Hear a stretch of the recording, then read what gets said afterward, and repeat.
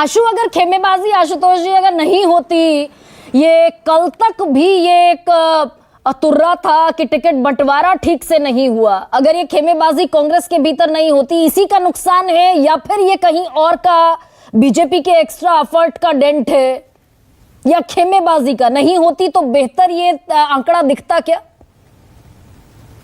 नहीं, मुझे लगता है हम लोगों को पहली बात तो 8 तारीख का इंतजार करना चाहिए कि 8 तारीख को क्या नतीजे आते हैं। और अगर 60 सीट भी आती तो 2/3 बहुमत है।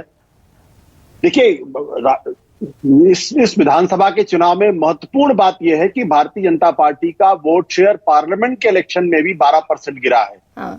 और उस लिहाज से अगर हम देखें तो ये बिल्कुल स्पष्ट है कि आज की तारीख में हरियाणा के अंदर भारतीय जनता पार्टी की स्थिति बहुत खराब है।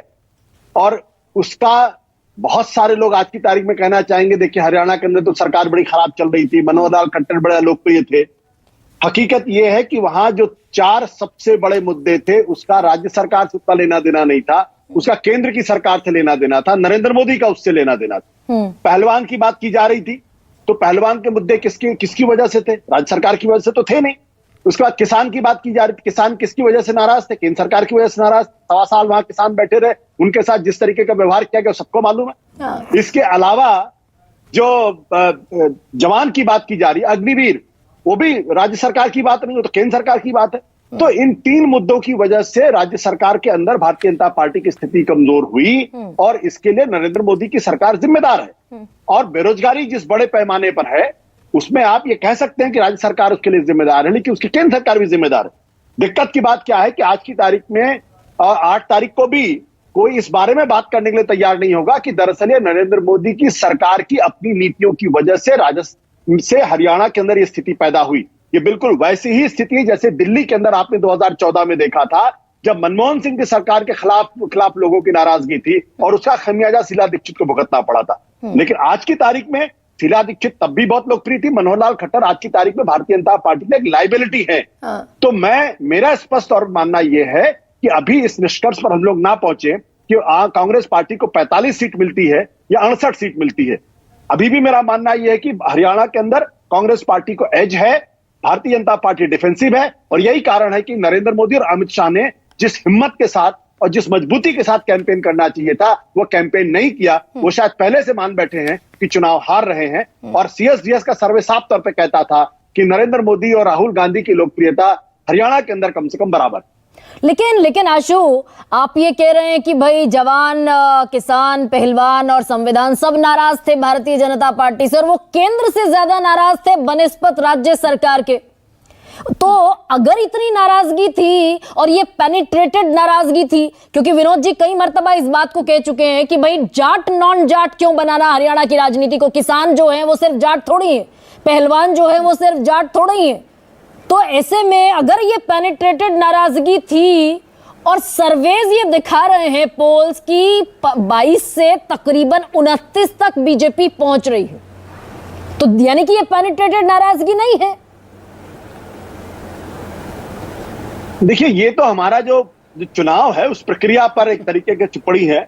1989 में जबरदस्त तरीके से राजीव गांधी की सरकार के खिलाफ नाराजगी थी, लेकिन राजीव गांधी की सरकार में 192 सीटें मिली थी। तो जब हम ये कहते हैं किसी सरकार के खिलाफ नाराजगी है तो उसका ये मतलब तो नहीं होता कि वहां पे उस पार्टी पे एक भी वोट नहीं मिलेगा। हर पार्टी का जो चुनावी प्रक्रिया में हिस्सा लेती है उसका एक कमिटेड वोटर होता है। और आज की तारीख में हरियाणा के अंदर भारतीय जनता पार्टी का कमिटेड वोटर 32 से 35% के आसपास है। जो कुछ भी हो जाएगा लेकिन वो भारतीय जनता पार्टी को वोट देगा। जिस तरीके से कांग्रेस पार्टी भी मरी गिरी स्थिति में भी अखिल भारतीय स्तर पर 20% वोट लेकर आती है। तो जो दरअसल चुनाव को डिसाइड कौन करता है? चुनाव को डिसाइड करता है जो अदर देन कमिटेड वोटर्स होता है, जो ना भारतीय जनता पार्टी के प्रति कमिटेड है, जो ना कांग्रेस पार्टी के प्रति कमिटेड है। वो जो वोटर है वो तय करता है, जो 10-12% होता है कि वो अपना वोट किसको देगा। जब वो शिफ्ट करता है, और इस चुनाव के अंदर साफ तौर पर दिखाई पड़ रहा है तकरीबन 15% वोटर जो है वो शिफ्ट कर रहा है, वो भारतीय जनता पार्टी से शिफ्ट करके कांग्रेस की तरफ आ रहा है। अन्यथा अगर आप 2019 का लोकसभा का चुनाव देखें तो भारतीय जनता पार्टी और कांग्रेस पार्टी के वोट परसेंटेज में 20-30% का गैप था। बीजेपी को 58% वोट मिला था और कांग्रेस पार्टी को 28% वोट मिला था। वो कैटास्ट्रॉफिक था, 10 की 10 सीटें जीती थी। नहीं, लेकिन आशु एक और बात ये बता दीजिए, एक और बात ये बताइए कि सारे अगर मैं पोल्स छोड़ दूं, एक पोल पर मेरी नजर टिकती है, दैनिक भास्कर का जो पोल है वो कह रहा है कि 44 से 54। अब इसमें लोएस्ट बार पकड़ लीजिए 44, ये स्थिति दिखती है क्या हरियाणा की? देखिए, ये तो दैनिक भास्कर जब सवाल पूछे मुझसे क्यों पूछती हैं। मैं आपको एक ही चीज जरूर दे सकता हूं कि 2019 में जब विधानसभा के चुनाव हुए थे तो 2 बड़े प्रोमिनेंट या 3 बड़े प्रोमिनेंट एग्जिट पोल करने वालों ने 72 से 75 सीटें दी थी भारतीय जनता पार्टी को। उन लोगों ने कभी पब्लिक में आके माफी नहीं मांगी कि जब सीटें 40 पे आकर टिक गई। आप इसका मतलब 72 से 75 का मतलब ये होता है कि भयंकर सुनामी आ रही। तो एग्जिट पोल आपको दिशा दिखा रहे हैं हरियाणा के, बिल्कुल ठीक आप कह रहे हैं, लेकिन इस पर नजरें इनायत होनी चाहिए क्या, इस डेटा पर भी? 44 से 54 का डेटा। एक चीज और बता दूं, इसमें 2 अगर सर्वे हटा दीजिए तो ऐसे लोग सर्वे करें जिनके बारे में मुझे पता ही नहीं था। ये अचानक हर चुनाव के दौरान कुछ ऐसे एग्जिट पोल करने वाले नए नाम से सामने आ जाते हैं कि जान के हैरानी होती क्या इनको वाकई में सेफोलॉजी का पी भी मालूम है या नहीं मालूम है। अगर संजय जी कोई करते हैं, सीएसडीएस करता है, तो मुझे मालूम है कि इनके पास साइंटिफिक अंडरस्टैंडिंग है सेफोलॉजी की।